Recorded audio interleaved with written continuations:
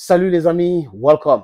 Pourquoi Samuel Eto'o-Fils n'entretiennent pas les bons rapports avec le ministre de Sport et l'Éducation physique, Narcisse Mouele Kombi? C'est la question que beaucoup de gens se posent. On a vu quand Eto'o gagne les élections, il organise le premier ballon d'or, Narcisse Mouele Kombi n'était pas là. Le dernier ballon d'or, il était présent. Et là, c'est sérieux parce qu'Eto'o confirme le fait que lui et Mouele Kombi, ça ne va pas bien. Par contre, lui et Ngongo, ça va parce que lui, il appelle Ngongo son grand frère. Pourquoi les amis, Narcisse Mouele Kombi ne s'entend pas avec Samuel Eto'o-Fils? Ou pourquoi Samuel Eto'o-Fils ne s'entend pas avec Narcisse Mouele Kombi? Avant de donner mon avis, parce que cette vidéo ne serait pas longue, les amis, je vous suggère d'écouter l'extrait que j'ai pris pour vous lors de cet entretien qu'il a accordé sur la chaîne de propagande française, j'ai nommé France 24. C'est juste 47 secondes où il parle de ses rapports avec Ngongo et Narcisse Mouele Kombi. J'ai parlé des acteurs du football camerounais, certains d'entre eux. Est-ce qu'il y a des acteurs politiques qui, d'après vous, cherchent à vous mettre des bâtons dans les roues? Le ministre des Sports, on a parlé du secrétaire général de la présidence de la République, peut-être. Je vois que vous, non seulement vous souriez, mais vous riez. Est-ce qu'il y a des gens haut placés, puissants, pas seulement dans le football, mais au-delà, qui pensent que Samuel Eto'o ne devrait pas être là où il est? Pour ceux qui le savent, j'ai une très bonne relation avec le secrétaire général à la présidence, que j'appelle affectueusement mon grand frère, même s'il est le patron. Donc, même si je rentre dans un monde politique que je ne comprends pas et qui est très tordu, je ne vais pas penser que mon grand frère ferait des choses dans mon dos. Maintenant, s'agissant du ministre des Sports, mon patron direct, il est vrai que la relation elle est difficile. J'aurais préféré avoir une relation beaucoup plus proche, mais je ne me plains pas plus que ça. Oui, là c'est clair. S'il y avait les équivoques, il vient de lever ces équivoques-là. Mais pourquoi, au fait, Narcisse Mouele Kombi n'est pas d'accord avec Samuel Eto'o-Fils? Les amis, rappelez-vous, Conceição a signé son contrat nuitamment au Cameroun, dans un hôtel de Yaoundé, en présence de Narcisse Mouele Kombi. Donc, il est allé retrouver Conceição dans cet hôtel pour signer ses contrats. On a vu les images. Et à cette époque-là, les amis, on avait porté critique. On ne comprenait pas pourquoi est-ce que ça devrait se faire ainsi. Et là, Conceição arrive en demi-finale et gagne la 3e place avec les Lions Indomptables lors de la CAN 2021, juin 2022, au Cameroun. Et quand Eto'o gagne la présidence de la Fédération camerounaise de football, il faut dire qu'il n'est pas politicien. Par contre, Njoya est politicien. L'histoire de son père et lui, aujourd'hui, il est sénateur. Donc, il y a certainement des arrangements politico-politiciens que des uns et des autres peuvent avoir. Et Narcisse Mouele Kombi est allé à la télévision, les amis, à la télévision nationale. Rappelez-vous, les archives sont là. Déclarer que Conceição restera entraîneur ou sélectionneur de l'équipe nationale du Cameroun, qu'il a fait de bons résultats et qu'on ne peut pas le remplacer.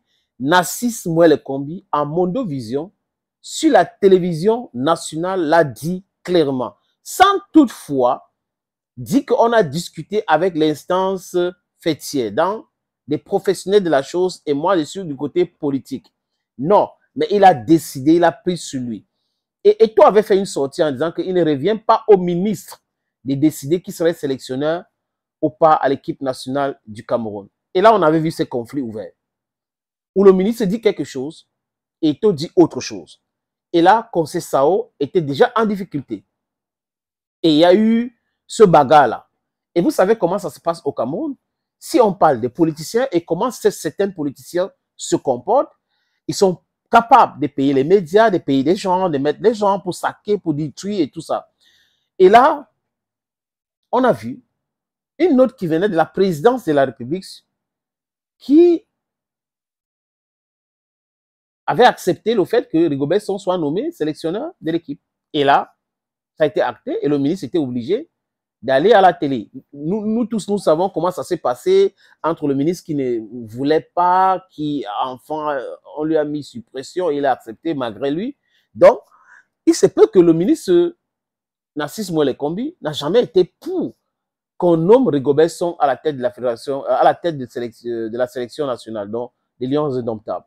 Mais c'était l'idée de Samuel Eto'o-Fils et la présidence de la République a donné son accord parce que c'est l'État du Cameroun qui paye les sélectionneurs. C'est pour cette raison qu'il y a eu 7 communiqués et le ministre était obligé to accept because he's just a minister and then the presidency of the Republic can remove him from his job.